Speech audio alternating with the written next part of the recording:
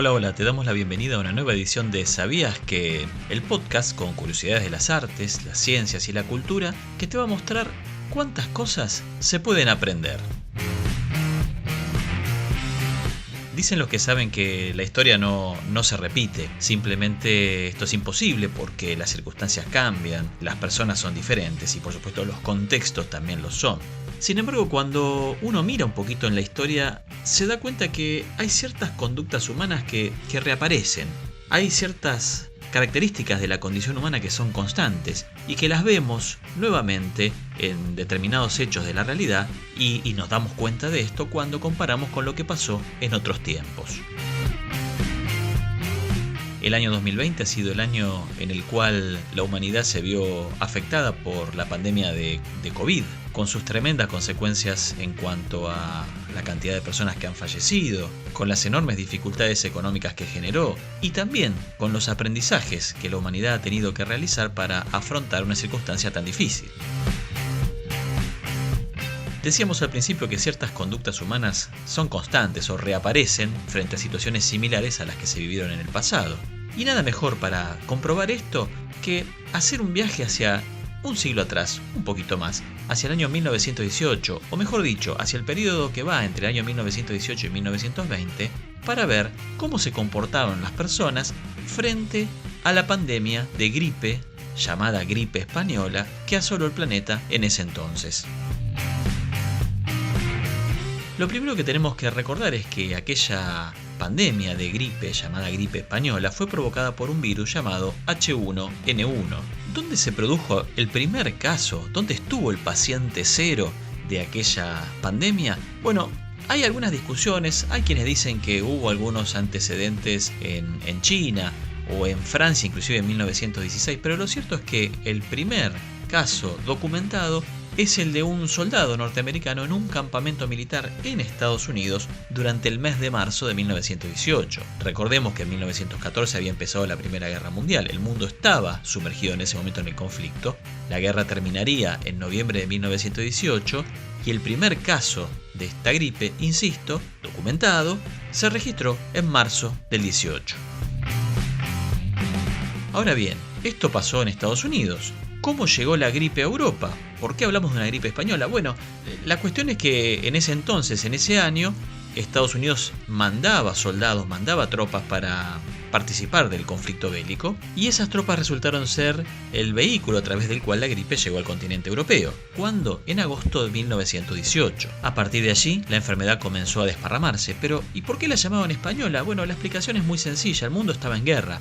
Muchos países, como pasa en cualquier conflicto, aplican una severa censura sobre lo que les sucede, es decir, tratan de ocultar las noticias desfavorables.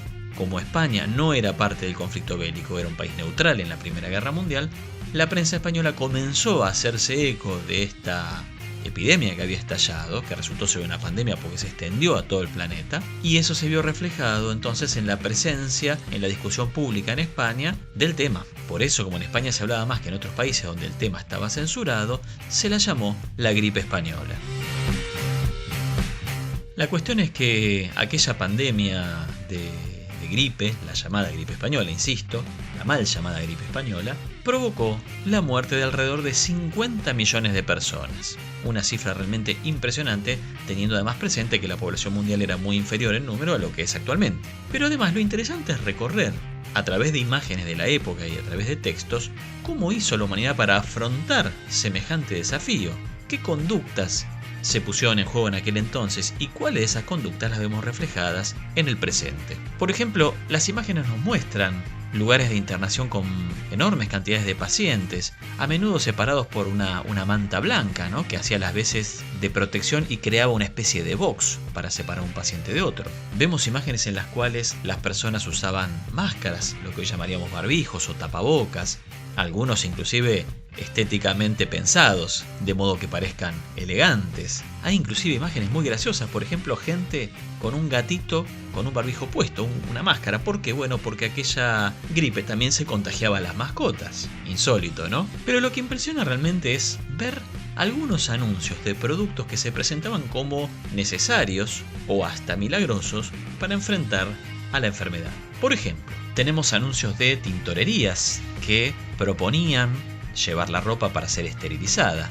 No es muy distinto de lo que nos ha pasado con la pandemia de COVID, cuando tantas personas llegando a sus hogares se cambiaban, lavaban la ropa o le arrojaban alcohol. Tenemos publicidades de jabón desinfectante, de modo de evitar los contagios. Alguna publicidad insólita de un fluido inglés contra la gripe. No quiero andar mucho más, pero bueno, pensemos que se ofrecían soluciones inclusive mágicas. También había publicidades que proponían algunos artículos como el Dioxogen, un desinfectante que se supone que era para hacer gárgaras y duchas nasales. ¿Qué provocaría? Uno no lo sabe. ¿De qué estaba compuesto? Habría que preguntarle a los expertos en laboratorio o en bioquímica, pero en todo caso el nombre sonaba raro. Alguna otra publicidad proclamaba las bondades del cloronaftol, también para prevenir los contagios. Otras publicidades ofrecían máscaras para salvar la vida, y máscaras que eran 99% a prueba contra la gripe. No es muy distinto de lo que se ha visto desde 2020 con la pandemia de coronavirus, ¿verdad? Lo interesante también es observar los carteles informativos sobre la enfermedad y qué es lo que proponían, qué conductas proponían a las personas para evitar los contagios. Así, por ejemplo, nos encontramos con carteles que dicen que hay que taparse la boca y la nariz al estornudar o al toser, que hay que evitar los contactos, que hay que evitar las multitudes, que hay que ir caminando al trabajo, o sea, no utilice el transporte público, que no hay que compartir ni copas ni toallas, que hay que evitar la excesiva fatiga y sobre todo que si se siente mal, váyase a la cama, dice uno de estos carteles, y llame al médico. Algún otro inclusive explicaba cómo hacer una máscara y sobre todo insistía en que cuando alguien se enfermaba debía aislarse y llamar al médico. Sí, tal cual. Había que aislarse, llamar al médico, pero además aislarse en una habitación que fuera cálida pero que estuviera bien ventilada. Cualquier parecido con la situación de la COVID durante el año 2020, a partir de 2020, no es casualidad. Y es interesante también recorrer los periódicos de la época. Por ejemplo, un diario de Río de Janeiro decía el 15 de octubre de 1918 que Río era un vasto hospital. Hablaba de la invasión de la influenza española, de la gripe, y de la desidia criminal del gobierno. No hay médicos, no hay remedio, decía este diario, horrorizado por la situación. También había diarios en España que referían a las medidas tomadas por las autoridades y, por ejemplo, consignaban el cierre de teatros y cines a la noche, a partir de las 11, para ser desinfectados. También los diarios mexicanos se hacían eco de la terrible situación. ¿Y qué decían? Bueno, que se habían cerrado las escuelas y se habían suprimido los trenes, es decir, se habían cerrado espacios de posibles contagios. En algún diario de una región española, inclusive, se hablaba de que el rector de la facultad local, asesorado por la Facultad de Medicina, había decidido postergar el inicio de las clases. Y también en algunas publicaciones se consignaban las órdenes dadas por el gobierno central a los gobernadores en las provincias, ordenándoles oponerse a las aglomeraciones de gente en las fiestas y en las ferias. Algún diario español, por ejemplo, consignaba cuestiones referidas a falsos rumores de alarma, es decir, lo que hoy llamamos las fake news, las falsas noticias, que han circulado y mucho en el contexto de la pandemia de COVID.